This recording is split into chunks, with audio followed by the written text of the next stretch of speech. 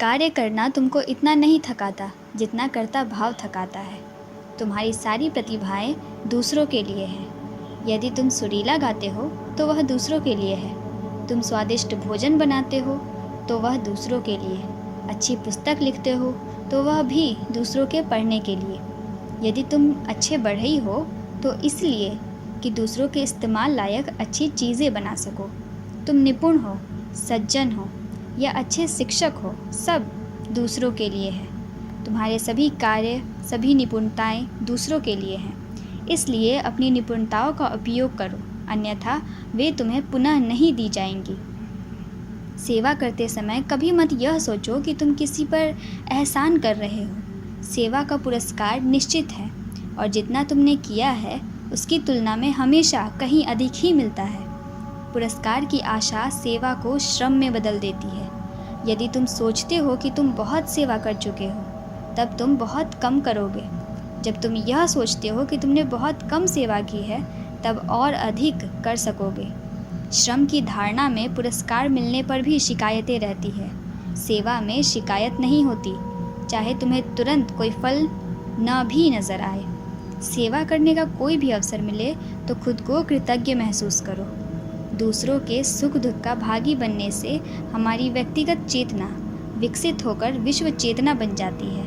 इसलिए जैसे जैसे तुम्हारा विकास होता है, तुम्हारी चेतना का विकास भी आवश्यक है। समय के साथ जब तुम्हारे ज्ञान की वृद्धि होती है, तब उदासीनता संभव नहीं। तुम्हारा आंतरिक स्रोत ही आनंद है। अपने दुख को दूर करने का उपाय विश्व के दुख में भागीदार होना और अपनी खुशी को बढ़ाने का उपाय है विश्व के आनंद में सहभागी होना। मेरा क्या होगा, इस संसार से मुझको क्या मिलेगा, ऐसा सोचने के बदले यह सोचो, इस संसार के लिए मैं क्या कर सकता हूँ। और जब सब इस विचार के साथ आएंगे कि वे समाज को क्या योगदान दे, तब वह समाज दैवी समाज होगा। हम सबको अपनी व्यक्तिगत चेतना को शिक्षित और शिष्ट करना है, ताकि समय के साथ हमारे ज्ञान की वृद्धि हो। कई व्यक्ति सेवा करना छोड़ देते हैं जब वे अपनी छवि, प्रतिष्ठा, सम्मान, सुविधा और आराम को लक्ष्य प्राप्ति से अधिक महत्व देने लगते हैं। तुम्हारे लिए अधिक आवश्यक क्या है?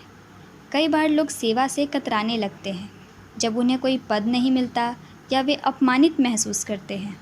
लोग तब भी सेवा बंद कर देते हैं जब वे लक्ष्य प्राप्ति को एक चुनौती न समझकर संघर्ष समझते हैं, और इसीलिए संसार में कुछ ही लोग लक्ष्य तक पहुंचने में कामयाब होते हैं। इस जगत में सभी शिक्षक हैं, सभी हर किसी को कुछ ना कुछ सिखा रहे हैं और हर कोई यहाँ पर शिष्य बनकर आया है जो हर किसी से कुछ ना कुछ सीख रहा है। तो शिक्षक और शिष्य, इन दोनों का मेल हमारे जीवन में अति महत्वपूर्ण है, जिससे हम कुछ सीख सके और इस समाज को कुछ सिखा सके, जिससे ये समाज बहुत सुंदर और बहुत आगे बढ़ सके।